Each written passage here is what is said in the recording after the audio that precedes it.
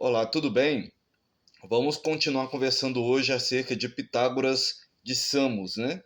Como a gente bem viu, Pitágoras ele viveu na segunda metade do século VI e o início do século V antes de Cristo. Ele foi fundador da matemática grega, né, e o criador também da vida contemplativa que foi chamada pelos seus seguidores com a simbólica consagração de seu nome, também como vida pitagórica. E hoje nós vamos entender um pouco o que Pitágoras ele entendia ou como ele se referia aos números como princípio, né? Por primeiro, a gente precisa entender que a pesquisa filosófica ela refinou-se notadamente ao passar das colônias jônicas do Oriente, né, para as colônias do Ocidente, né? E para onde emigraram também as antigas tribos jônicas e onde se criaram uma têmpera cultural diferente. Com efeito, com a clara mudança de perspectiva, os pitagóricos, né, os discípulos de Pitágoras, eles indicaram um número e os componentes do número como o princípio, ao invés da água, do ar ou do fogo, como entendiam Tales de Mileto, Anaxágoras e Anaxímenes, né? O mais claro e famoso texto que resume, de certa forma, o pensamento dos pitagóricos é a seguinte passagem de Aristóteles, que se ocupou muito, né, e muito a fundo desses filósofos. Dizia Aristóteles: os pitagóricos foram os primeiros que se dedicaram às matemáticas e as fizeram progredir. Nutridos pelas mesmas, acreditaram que os princípios delas fossem os princípios de todas as coisas que existem.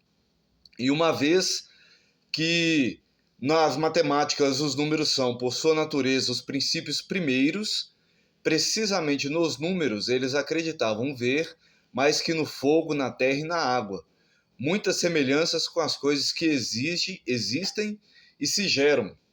E além disso, como viam que as notas e os acordes musicais consistiam em números e, por fim, como todas as outras coisas, em toda a realidade, pareciam-lhes serem feitas à imagem dos números e que os números fossem aquilo que é o primeiro em toda a realidade, pensaram que os elementos do número fossem elementos de todas as coisas e que todo o universo fosse harmonia e número.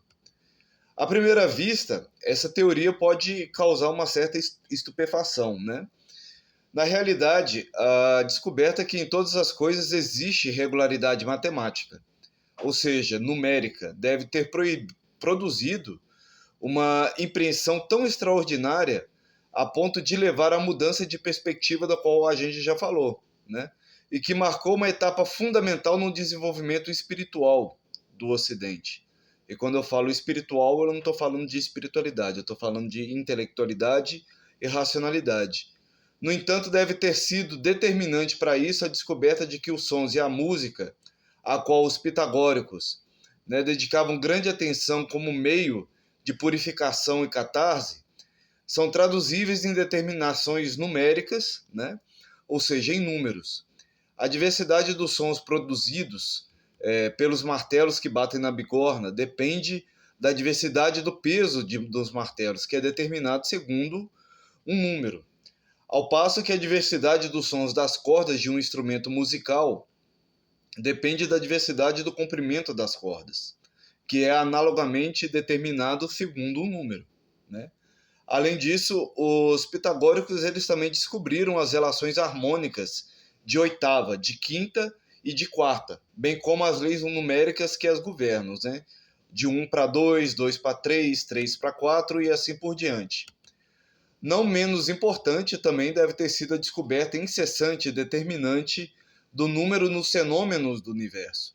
São leis numéricas que determinam os anos, as estações, os meses, os dias e assim por diante. Mais uma vez, são leis numéricas precisas que regulam os tempos, né, da incubação do feto nos animais, os ciclos do desenvolvimento biológico e vários fenômenos da vida também. É compreensível que, impelidos pela euforia dessas descobertas, os pitagóricos também eles têm sido levados a encontrar também correspondências existentes entre o número e os fenômenos dos vários tipos. Para alguns pitagóricos, por exemplo, a justiça, enquanto tem como característica ser uma espécie de contrapartida ou de equidade, devia coincidir com o número 4, né? Ou com o número 9, ou seja, 2 vezes 2 ou 3 vezes 3. O quadrado do primeiro número par ou o quadrado do número ímpar. A interação, a inteligência e a ciência, enquanto tem um caráter de persistência e de imobilidade, deviam coincidir com o número 1, ao passo que a opinião mutável, que oscila em direções opostas, devia coincidir com o número 2, e assim por diante. De qualquer modo, isso deixa muito claro o processo pelo qual os pitagóricos chegaram por um número como princípio de todas as coisas. Entretanto, o homem contemporâneo, nós no caso, talvez tenhamos um pouco de dificuldade para compreender com certa profundidade o sentido da doutrina pitagórica. Caso a gente não procure esperar o sentido arcaico do número. Para nós, o número é uma abstração mental apenas, né? E, portanto, ente da razão. E para o antigo modo de pensar, até Aristóteles, o número era uma coisa real, e até mesmo é mais real das coisas. E precisamente enquanto tal é que veio a ser considerado como princípio para os pitagóricos, né? Constitutivo de todas as coisas. Assim, para eles, o número não era apenas um aspecto das coisas, mas sim a própria realidade, a physis das coisas. Para mais dúvidas, maiores conhecimentos acerca de filosofia, deixe aí nos comentários. Curta e compartilha esse vídeo, que isso ajuda demais. Até mais, obrigado.